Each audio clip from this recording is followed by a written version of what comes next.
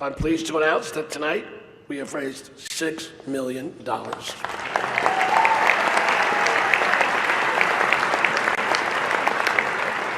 And let me put that in perspective for you.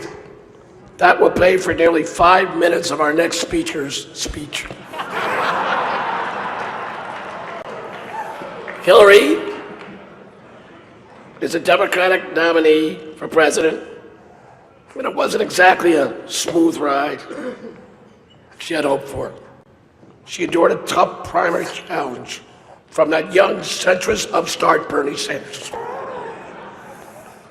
She endured questions about her health. Madam Secretary, I can't believe all these people said it wasn't presidential to catch pneumonia. Just look at William Henry Harrison. And she said things that she later had to take back. For example, Hillary really didn't mean it when she called half of Donald's supporters a basket of deplorables. To be fair, Donald didn't really mean it when he said he'd release his tax returns either. Secretary Hilton's career in public service is admirable. She has devoted her entire life to working for public service from Arkansas to Washington to New York. She has been a tireless advocate for children, and her attendance here tonight is one example of that. Ladies and gentlemen, please welcome Secretary Hillary Rodham.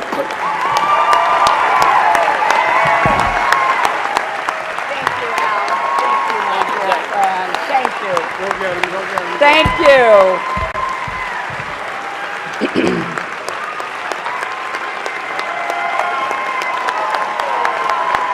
Thank you. Your Eminence, Your Excellencies, members of the clergy, Alan Nance Smith, Donald and Melania, and all the distinguished guests. You know, earlier tonight, Al reminded me that when the first Al Smith ran for president, he chose as his running mate the progressive senator from Arkansas, Joseph T. Robinson, who was one of my husband's political heroes. This work that you do through the dinner, Al, you've done it now for 30 years, is such a labor of love. You've been a hero for both the children of the Archdiocese and for the city of New York. And I think we all owe Al Smith a great, great round of applause.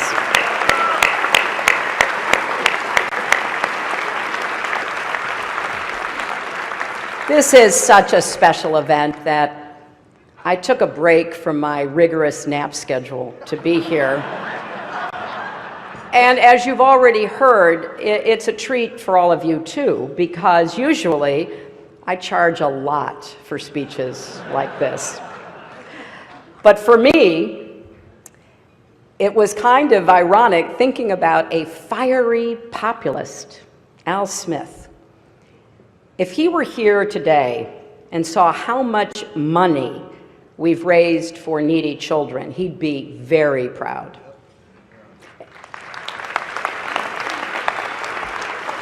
And if he saw this magnificent room full of plutocrats celebrating his legacy, he'd be very confused. It's a special honor to be here with Your Eminence. Now, I know, Your Eminence, you were criticized for inviting both Donald and me here tonight.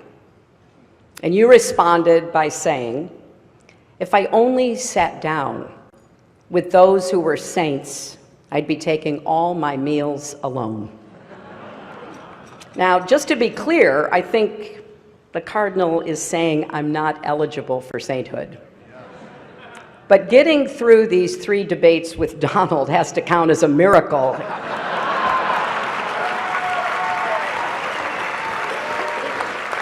So I guess I'm up against the highest, hardest stained glass ceiling. But Your Eminence, you do deserve great credit. for bringing together two people who've been at each other's throats, mortal enemies, bitter foes. I've got to ask, how did you get the governor and mayor here together tonight?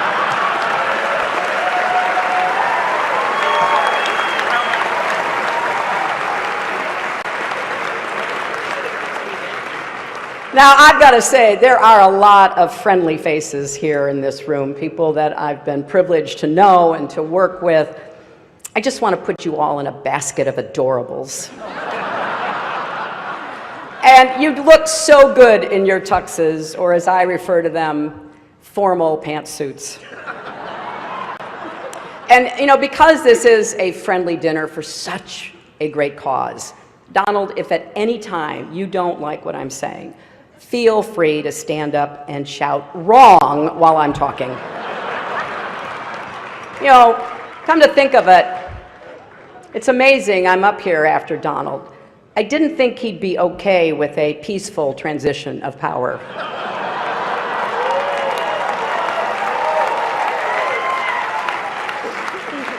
And Donald, after listening to your speech, I will also enjoy listening to Mike Pence deny that you ever gave it. You know, I've had the privilege of being at the Al Smith dinners in years past, and I always enjoy it. But remember, if you're not happy with the way it comes out, it must be rigged. And it's always a special treat for me to be back in New York, a city that I love and which I think truly embodies the best of America. You know, don't you think?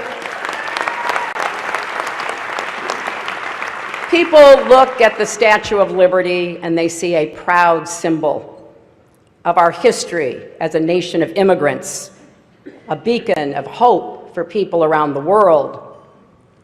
Donald looks at the Statue of Liberty and sees a 4. Maybe a 5 if she loses the torch and tablet and changes her hair. You know, come to think of it, you know what would be a good number for a woman? 45. But I digress. Now, I'm going to try my best tonight. But I understand I am not known for my sense of humor. That's why it did take a village to write these jokes. People say, and I hear them, I know, they say, I'm boring compared to Donald. But I'm not boring at all. In fact, I'm the life of every party I attend, and I've been to 3. And when the parties get out of hand, as occasionally they do, it's important to have a responsible chaperone who can get everyone home safely. And that is why I picked Tim Kaine to be my vice president. Now, you notice there is no teleprompter here tonight, which is probably smart because maybe you saw Donald dismantle his prompter the other day. And I get that. They're hard to keep up with, and I'm sure it's even harder when you're translating from the original Russian.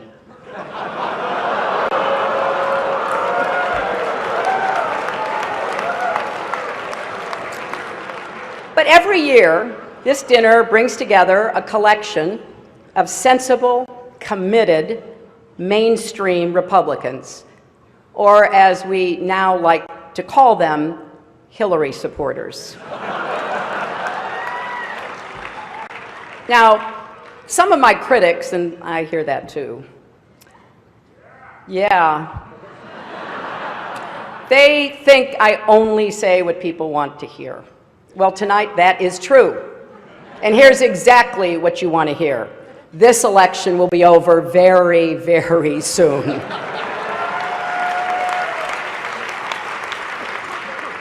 And look at this dais. We got Charlie Rose and Maria Bartiromo and Chris Matthews and Gayle King and Norah O'Donnell and Katie Couric.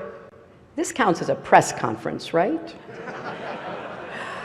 It is great also to see Mayor Bloomberg here.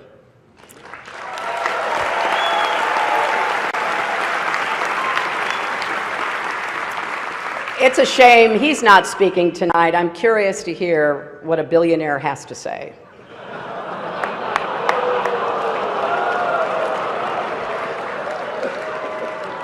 And look else at the dais. We've got the Honorable Chuck Schumer, the Honorable Andrew Cuomo, the Honorable Mike Bloomberg, the Honorable Bill de Blasio, the Honorable David Dinkins, and so many other wonderful elected officials. And we have Rudy Giuliani. Now, many don't know this, but Rudy actually got his start as a prosecutor, going after wealthy New Yorkers who avoided paying taxes. But as the saying goes, if you can't beat him, go on Fox News and call him a genius. So as I've said, we've now had our third and thankfully final debate. Sharing a stage with Donald Trump is like, well, nothing really comes to mind. There is nothing like sharing a stage with Donald Trump. Donald wanted me drug tested before last night's debate. And look, I gotta tell you, I am so flattered that Donald thought I used some sort of performance enhancer. Now, actually, I did. It's called preparation.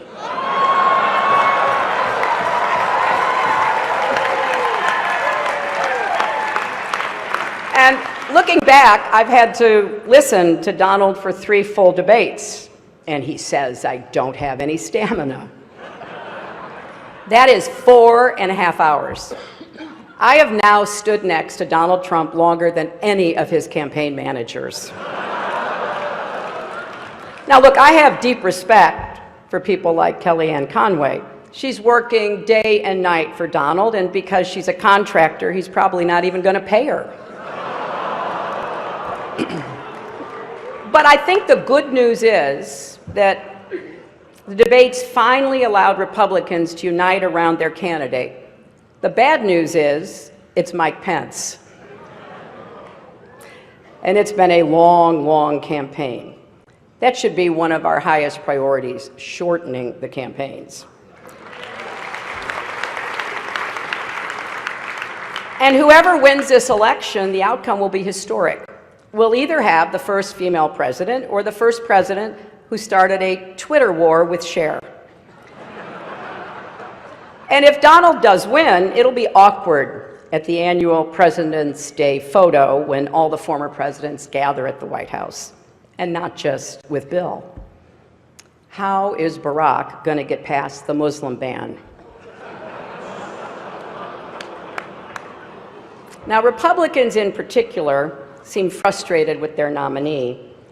Paul Ryan told the Republican members of the House, you don't have to support the top of the ticket. Don't worry about anyone besides yourself. Just do what's in your own best interests. So I guess Donald really has unified his party around his core philosophy. And I don't understand their unhappiness. They say Donald doesn't have any policies. He has no policies. I keep hearing that. I'd actually like to defend him on this. Donald has issues, serious issues, really, really serious issues. And I worry about Donald's go-it-alone attitude. For example, at his convention when he said, "I alone can fix it." You know, in the 90s, I said the same thing about America's health care system, and it didn't work out so well for me either. But speaking of health, Donald has been very concerned about mine, very concerned. He actually sent a car to bring me here tonight. Actually, it was a hearse.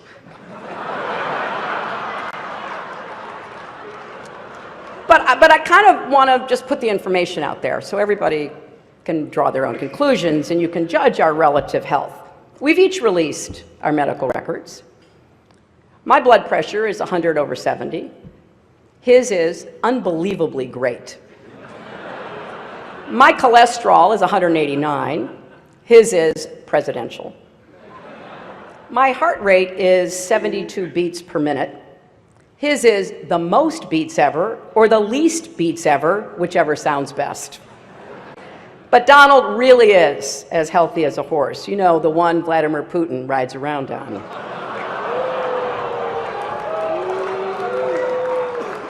But I can say without fear of contradiction tonight that I will be the healthiest and youngest woman ever to serve as president.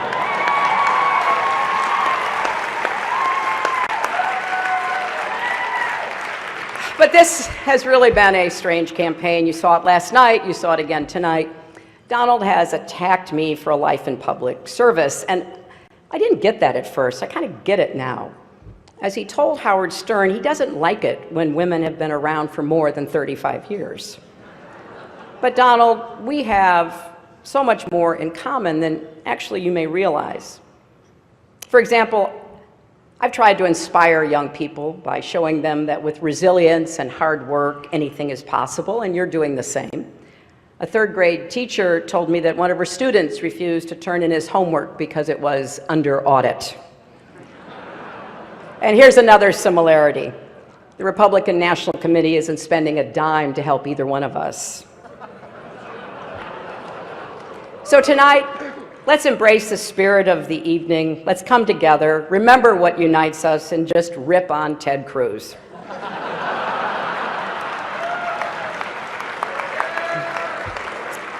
I hope you enjoyed my remarks tonight. I said no to some jokes that I thought were over the line. But I suppose you can judge for yourself on WikiLeaks in the next few days. Donald will tell us after the benediction whether he accepts that this dinner is over. He has to wait and see. But there's nothing funny about the stakes in this election. In the end, what makes this dinner important are not the jokes we tell, but the legacy that we carry forward. It is often easy to forget how far this country has come. And there are a lot of people in this room tonight who themselves, or their parents or grandparents, came here as immigrants, made a life for yourselves, took advantage of the American dream and the greatest system that has ever been created in the history of the world to unleash the individual talents, energy, and ambition of everyone willing to work hard. And when I think about what Al Smith went through, it's important to just reflect how groundbreaking it was for him, a Catholic, to be my party's nominee for president. Don't forget, school boards sent home letters with children saying that if Al Smith is elected president, you will not be allowed to have or read a Bible. Voters were told that he would annul Protestant marriages. And I saw a story recently that said people even claimed the Holland Tunnel was a secret passageway to connect Rome and America to help the Pope rule our country. Those appeals to fear and division, can cause us to treat each other as the other. Rhetoric like that makes it harder for us to see each other, to respect each other, to listen to each other, and certainly a lot harder to love our neighbor as ourselves. I believe how we treat others is the highest expression of faith and of service. Now, I'm not Catholic, I'm a Methodist, but one of the things that we share is the belief that in order to achieve salvation, we need both faith and good works. And you certainly don't need to be Catholic to be inspired by the humility and heart of the Holy Father, Pope Francis, or to embrace his message.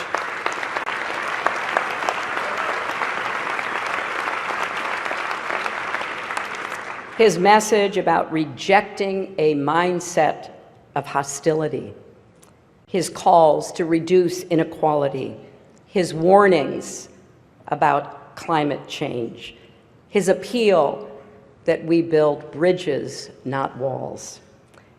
Now, as you may know, my running mate, Tim, is Catholic and went to Jesuit schools, and one of the things he and I have talked about is this idea from the Jesuits of the Magus, the more, the better. Well, we need to get better at finding ways to disagree on matters of policy while agreeing on questions of decency and civility. How we talk to each other, treat each other, respect each other. So I've taken this concept of Magus to heart, in this campaign as best as one can in the daily heat, the back and forth of a presidential campaign, to ask how we can do more for each other and better for each other. Because I believe that for each of us, our greatest monument on this earth won't be what we build, but the lives we touch. And that is ultimately what this dinner is all about. And it's why it's been such a great honor to join you all again. Thank you.